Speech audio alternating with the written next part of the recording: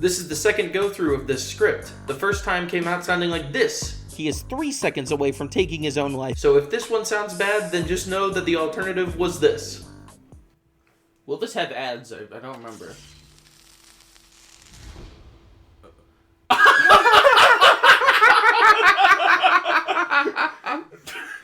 Oh no! Yakuza Like a Dragon, not to be confused with Like a Dragon, Yakuza, or Yakuza Like a Dragon, is an adaptation of the video game Yakuza, or Like a Dragon in Japan. The Japanese name of the movie is Like a Dragon, the movie.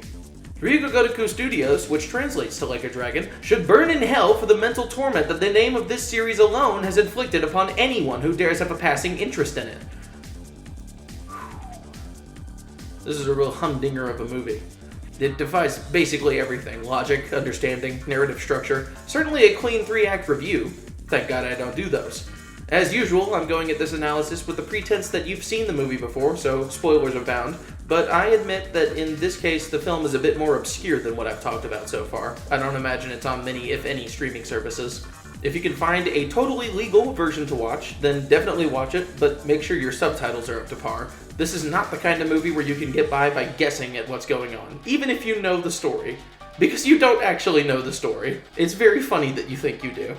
All of that said, let's get through the synopsis while I compose my thoughts. All across Kamurocho, numerous stories occur in the course of one night. A pair of robbers hold up a bank with no money for hours, a Korean agent assassinates a Japanese political figurehead, a young couple go on a stealing spree, a host club finds itself housing numerous guests as a favor to the Yakuza, a masochistic info broker and gun dealer gets a whole lot of business, a lunatic gangster causes chaos all over town, and in the midst of it all, a man released from prison and the daughter of his lost love search for that lost love while the man's former blood brother hunts down the both of them. It all culminates in an explosion at the top of the town, raining down 10 billion yen, the one thing that unites all of them. Date's also there. He's just doing his own thing for the most part. Do-do-do-do-do. What? You went the wrong way?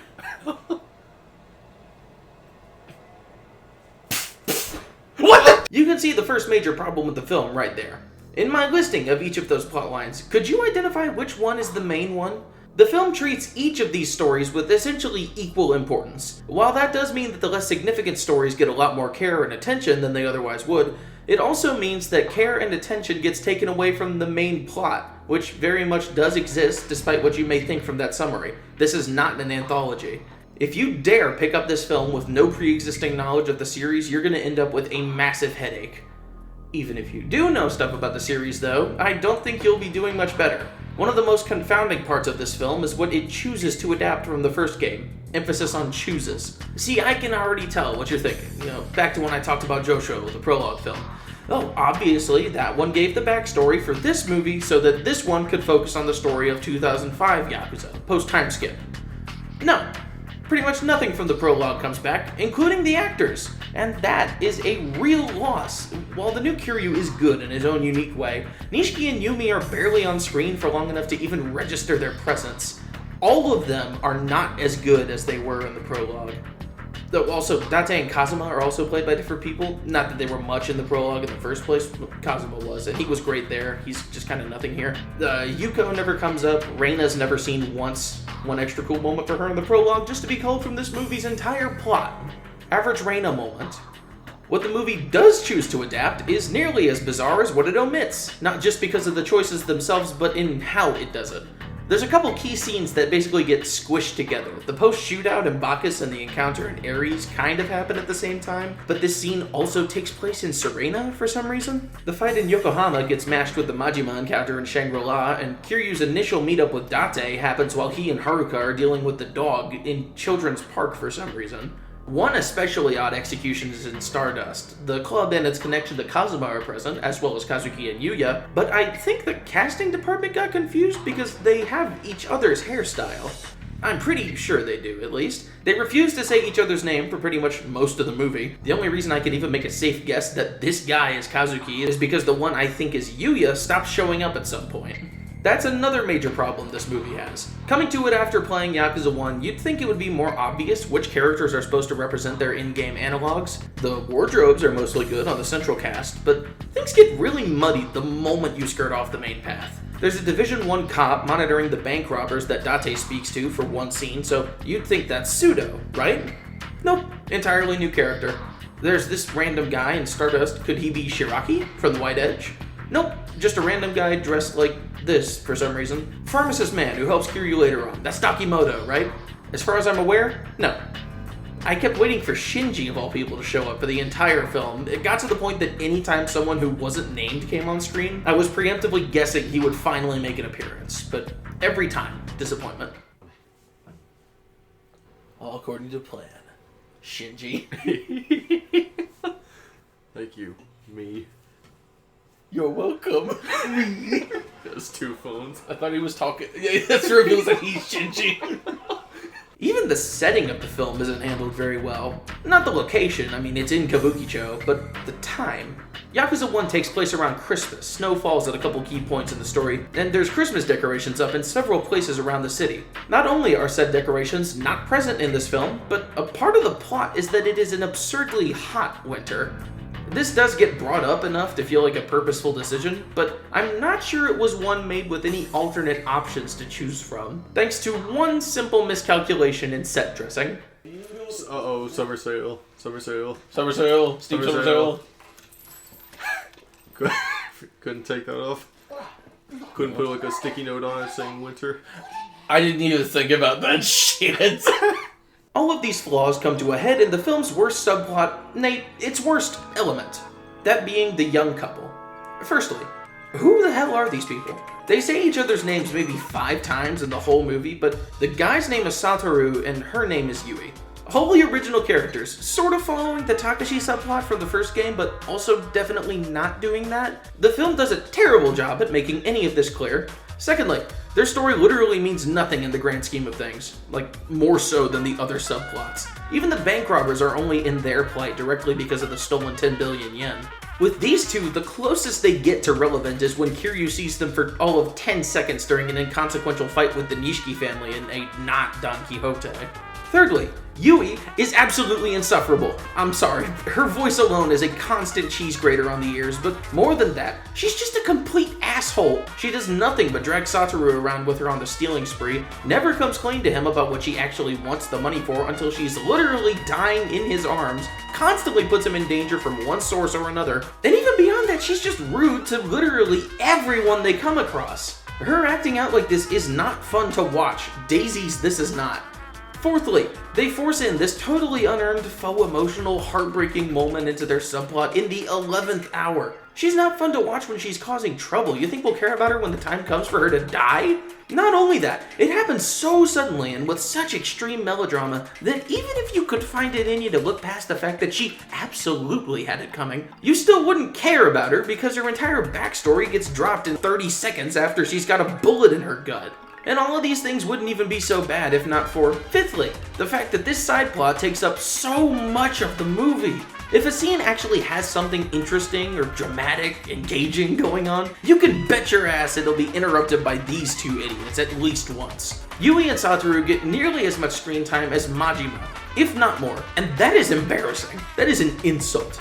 It sometimes feels like they're meant to be the emotional backbone of the story. Yeah, the story that's supposed to be about Kiryu and Nishiki and Yumi. They thought it would be a good idea to force in this shitty Bonnie and Clyde-esque romance when the whole love triangle of the first game was pretty much left out of the film entirely. And while that's the worst subplot, it definitely isn't the weirdest. That honor goes to the Korean agent. This comes out of literally nowhere. Apparently Kazuma wanted Kazuki and Yuya to house him at Stardust, and then he goes to the house of the man who's letting the police use his building to spy on the bank robbers, and that's the whole relevance he has to like anything else in the whole movie. And it's revealed that they're both Korean, and he's been sent to assassinate Jingu for reasons unknown. This is the most information we get about Jingu in this movie, aside from the fact that he's played by Toshihiro Nagoshi. So chalk that one up to yet another piece of the main story that just isn't elaborated on for one reason or another. Also, involvement from the Korean mainland? Some underground connection that Kazuma is linked to? This is the Jingmyeon, right? You know, the Jingmyeon Mafia from Yakuza 1? You remember that? No? Me neither. And then this character goes on to have some weird connection with Kazuki that isn't remotely elaborated on for the entire movie. It was genuinely so off-putting that it had me trying to remember the plot of Yakuza 2 to see if maybe this was implying that Kazuki had already been swapped out with a fake one. That, or maybe this dude was planning on kidnapping him later on. He does bear a small resemblance to the rat dude from 2, so maybe that's what they were getting at? That and the songs from Crazy Ken Band are really weird holdovers from Yakuza 2 that somehow made their way into this movie. Maybe they were planning to use them as ties into Yakuza 2? It was the game that had released most recently compared to this film. Or maybe they're just shallow references? And that's not even the worst part. It's how poorly they're used. Kuroi Kizoato no Blues plays over literally nothing but trailer shots of Kiryu walking, and December 17th is used in such a baffling spot that it somehow suggests the absolute worst thing possible. Kiryu, you gotta stand up and protect the one thing worth fighting for.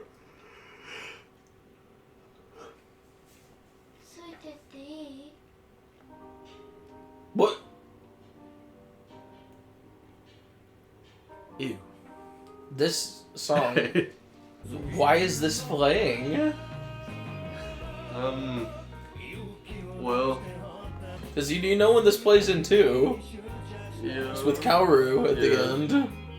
But let's not consider that. Actually, there's other weird connections this movie has to later Yakuza games. Not even the ones that released around the same time as the movie. I'm talking games that wouldn't even be released for years. Like, more than one.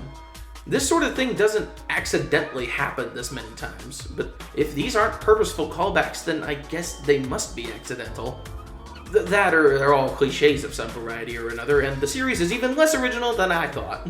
Perhaps the most bizarre of this film's decisions is the series of choices that went into its depiction of the florist. He's a disgusting creepazoid who looks nothing like his game counterpart, is half his game counterpart's age, and operates out of Beam and runs the gun store for some reason. Also, he's a massive masochist. I can't tell which version of him I like more. So, yeah, the movie is bad. It's really bad, objectively.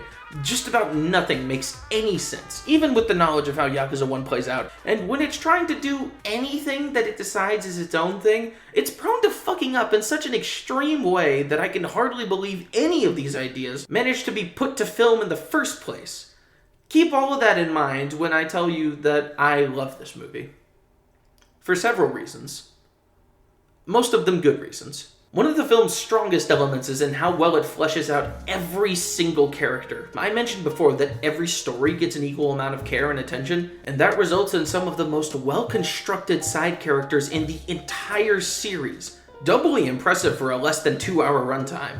Every single character who has any significant screen time beyond a single scene feels like a high-definition screenshot of a real human being. It's one of the few carryovers this film maintains from the prologue. Take the florist, for example. His introductory scene sees him offering Majima information, then cuts to him getting his digits smashed. The way he speaks with Majima makes it clear that they're operating on the same wavelength, equating money amounts to the amount of pain he'll endure. He throws some sass at Majima, but he then offers his feet to be smashed again, for which he gives a bit more info. Majima is shown to be incredibly violent towards anyone who speaks out of turn with him, so his allowing this, playing the florist's own game, tells us how much authority the florist is able to command just by using his own fetish in his favor. It's later confirmed that he never squeals to the cops because they can't beat any information out of him. But then on the flip side, when the young couple comes in to buy a gun off him, he immediately gets a picture of them to send to an unknown source, most likely the Yakuza who are revealed to be after them. The Korean agent comes in while they're still browsing, and we get the double reveal that he speaks Korean, the florist that is, and actually has a decent head on his shoulders when he's working with a professional. Quirks aside, he's a crafty informant and a knowledgeable salesman. But fuck it, quirks included. Like I said, he knows how to use his masochism to his own benefit. And you get all of that for a character who has a grand total of 4 distinct scenes. The acting is also consistently great. Cheesy when it needs to match the absurdity of everything surrounding it, but sincere and in character in its own special way for much of the film's runtime. Kiryu has mastered the art of looking like he is 3 seconds away from taking his own life at any given moment, probably due to shrinking at least a foot in prison. The Japanese police system took my legs from me and cut off my shins as payment for my debts to society. Dad, that's not how it works. By the way, the Japanese police system didn't exist when you were there. Yes, they did. Yeah, they did. I'm the one who made them. I invented the term Yakuza. The Yakuza only Yakuza. exists because I showed those idiots how to get things when you want them. With force! And it's not pronounced Yakuza. It's pronounced Yakuza. When he gets heated, though, he really comes to life. He can manage a good scream and he can throw a mean punch. He works for Kiryu post time skip in terms of characterization and just the actor himself. He actually looks more like Kiryu's in-game model, at least compared to Funaki from the prologue. Haruka is just wonderful. She may not get much to do, but whenever she has a moment to shine, she absolutely nails it. Masterfully captures that mix of cute kid and street-smart wise-ass she embodied in the first game. It's a portrayal that some might argue we haven't seen done well since her appearance in the first game. So it's all the better that her actor gives such a great performance here. Date is a little bit odd. He seems more like he would be in Yakuza 3 after he said goodbye to his ulcer. Downright nonchalant, if I'm being honest. I like his portrayal, and his actor is a big part of that. And in terms of recurring main characters, that's just about it. -1, but I'm saving that for later. The action, as you might expect in a Miike film, manages to hit a fine balance between over-the-top goofiness and grounded brutality. The fight scenes are all very well shot and choreographed, the sound work is top-notch all the way through, and the camera usually stays pulled far back enough to catch a glimpse at all the coolest parts. Even when the camera work is lacking, though, the music and the spectacle of the moment are usually enough to mitigate that. The action is also helped a lot by the bystanders and victims in such scenes. Regardless of how much fun the perpetrator may be having, this violence is still a very real threat to the people around it. And the movie doesn't let you forget that. People get scared and upset when they're about to die, regardless of whether the stuff putting them in danger is a 20-foot spread of buckshot fired from someone in spitting distance, or a fastball so powerful that it sticks itself to their forehead, or a thug trying to perform a literal suplex to the main character. When this film wants to be funny, it pretty much never fails. It has such an impeccable sense of timing, and it's helped by Takashi Miike's trademark style of batshit insanity thrown at you at every possible moment. The nonsensical nature of pretty much every part of the film somehow results in a pretty natural flow between scenes, even when you're going from one subplot to another at the drop of a hat. The comedy is a big part of that. At any second, something might be dropped, brought up, introduced, or violently murdered for the sake of a laugh, and it lands pretty much every time. The only times I can confidently say that it doesn't land is with anything involving Yui and Satoru, but that's mostly just because I never want them on screen in the first place. This is best displayed in the film's inarguable best subplot, the bank heist. Things get worse for everyone at such an excellent pace. The film is never too quick to reveal its hand with what's in store for these men and Natsudo's lookout squad, and they're never on screen for long enough to get annoying. Their opening scene is a perfect encapsulation of what they're about, and I'm sorry to explain the joke here, but it's so expertly crafted that I can't help but gush about it. We get the cold open straight from the scene of Ue trying to order potato chips in the store, which combined with the cutaway of decreasing numbers already leads to some humorous assumptions. Soon I won't even have enough for potato chips! I thought that was literally gonna be the thing. Like, he had like a card that like took from the Tojo's Direct into the Tojo's money. It's like, sir, the card's been declined. There's nothing on here. Anyway, we go straight to Imanishi and Nakanishi in the bank, screaming and waving their guns around, but they instantly butt heads over who has to start shooting hostages. No build-up, not even a single moment to think that they're even kind of threatening, just straight into screaming at each other. Tensions are quickly quelled though when we cut to Date strolling into the crime scene and speaking with Natsudo about the situation. We also get more confirmation that the movie is taking place during an extremely hot winter. Again, total nonsense, but whatever. He and Natsudo lay out the setup. There's no money in the bank, but they've already taken hostages and won't come out peacefully. The film threatens to get boring with all this exposition, all like 3 minutes of it. So a random dude shows up to offer them tea, and Natsudo points out to him that the air conditioner in the room is barely enough to keep the giant crowd of officers from passing out. The random dude apologizes, and then it breaks. Fitting reactions from everyone, simple setup and payoff. It's a good laugh gotten from a mundane situation. Cut straight back to Imanishi and Nakanishi, still arguing, but now it's getting physical. The hostages are getting louder and more scared in the background, tension is suddenly shot from a 3 to a 300, and you have barely any time to process the shift in mood before... Oh! A moment of absolute stress, with unknown consequences, immediately juxtaposed with the lowest bar, silliest possible reaction to that sudden stress. It's perfect. And then their own air conditioner slowly dies out, and you realize now that the cops and robbers are stuck in a war of attrition. The first ones to retreat from the heat lose.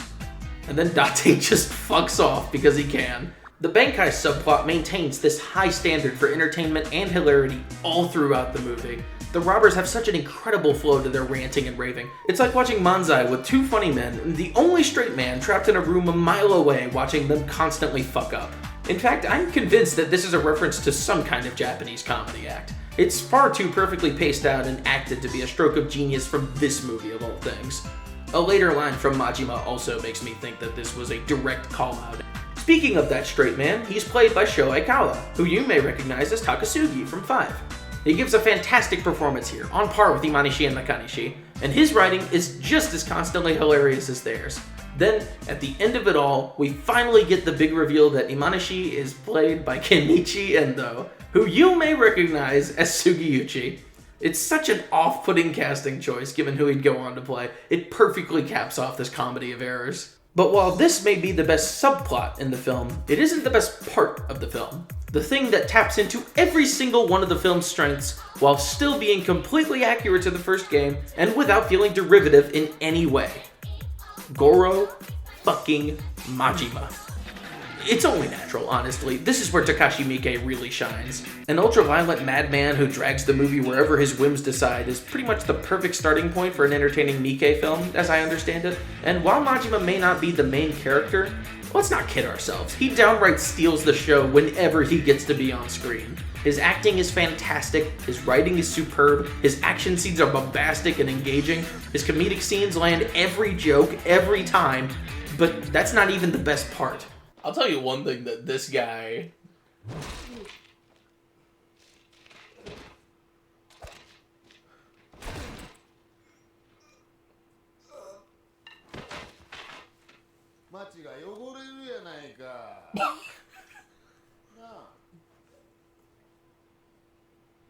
This is the part where you're supposed to laugh. What's a laugh? Oh my god. I'll tell you one thing this Majima does that no other Majima has managed. I'm scared of this guy. I have to say. I am horrified of what this man will do at any... Oh, she took the dog. Hey, he had to get the drink too. It is Kiwami. Yeah. Majima is allowed to kill in this movie. Just like in the first game, the Mad Dog is actually allowed to bare his fangs for more than just showing them off. This time, though, he actually has the screen time to show us just how unhinged he can be. And since he's no longer constrained by the plot to do anything remotely rational for even 1 second, he's got free reign to schlep around Kamurocho getting into however much trouble he wants, which happens to be a lot. Also helping this portrayal is the fact that he's actually funny. There's something I can't even say about the first game. They were too busy making him unpredictable to actually give him very much comedic value, even though it often seemed like that was part of their goal with him. Even with all that wanton violence and comedic value, he's still not just a generic silly crazy man.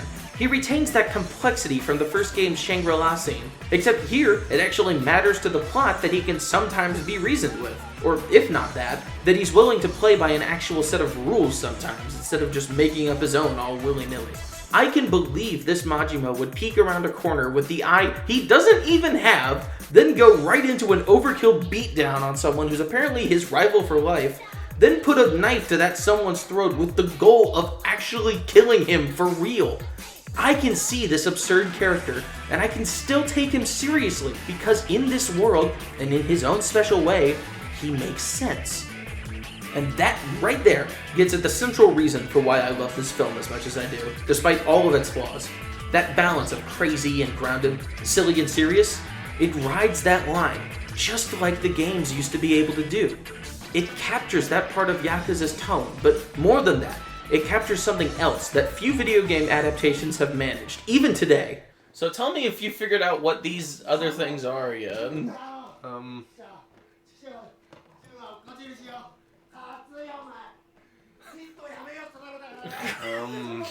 Are there sub-stories? Oh. You know? Huh. I mean, one could say that this is the movie he wanted to make instead of a Yakuza movie in between the Yakuza movie. Yeah. But I choose to believe that this is, like, capturing that, like, whole thing in the games of Like, just around the city, things are always happening. Yeah. You know? As much as I love the combat in these games, you have to remember that Yakuza isn't just a brawler or a beat-em-up. The games are open city exploration, gambling, narrative-driven mini-RPGs, collectathons, and they would become so much more as the series went on. Of course, they would eventually reach a point where it became more lucrative to cram as many games into a Yakuza game as possible, but this movie was made back when the games weren't forced full of so much content that amounts to worse versions of popular games, yet still had a lot more going on than the main story. Watching this movie feels like doing a couple sub-stories, hitting up a restaurant, randomly finding another one and realizing it's a multi-parter, but you don't want to do all of it right now, so just dropping it, visiting the gambling den, buying a bulletproof vest just in case, and finally getting back to the main story long after you forgot what was even coming up next. This film aims to capture the feeling of sitting down and playing Yakuza in its entirety.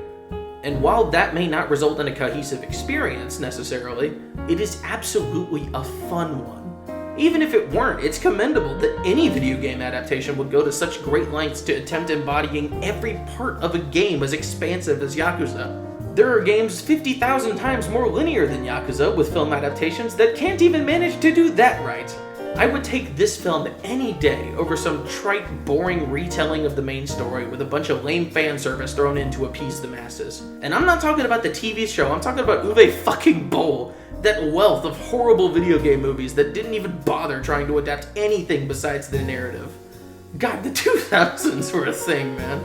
Games are so much more than their stories, and it's refreshing to find a film that understands that fact. It may be bad, it may suck, it does suck, but it doesn't suck all the time. And when this film is good, it's phenomenal. It's absolutely worth a watch. And if you haven't done so yet, I hope that you find the will and the way to do so. That's all from me. I hope you have a good day. Take care of yourself. It's like, I don't know. I will say this.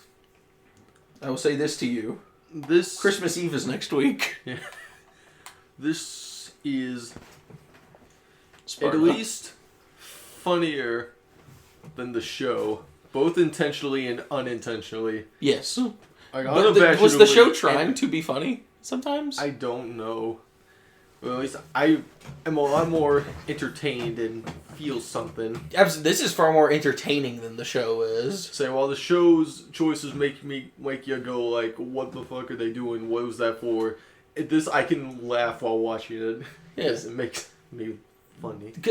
It's a video game movie, you know. Mm-hmm. There's a set of expectations that you go into something like this with. Yeah. But especially because this is a video game movie from 2007. Think about what was happening at this time, like a Far Cry movie, Yeah. a Dead Island movie, In the Name of the King, a Dungeon Siege tale. All that stuff, compared to its ilk in this time period, the fact that this movie gets the tone of Yakuza down so well, the fact that it actually uses things from the games in interesting ways, and it isn't unwilling to take the piss out of itself with the stamina and stuff, you know? Yeah. That's cool that it did that. But then compare that to the show, which is coming out after The Last of Us, Yeah. the Fallout show, both of which got insane acclaim from both critics and audiences. Yeah. And it also sucks, the same way this say. movie sucked. And seeing that, like, a show could, like, actually do all the things you said could happen. Yeah. If Because they had time to do those things. to say, like, much longer than a movie could, and would be able to space that out Yeah. and pace it better, but But that really comes down to the two main things about this movie. It's incoherent, but it's fun. yes. The games are much the same. The show somehow manages to only be incoherent. Yes. So, That's about it. I mean, I guess it is. Anyway, time to go. Hey, welcome back to a month of movie, baby. We did it. We're finally back.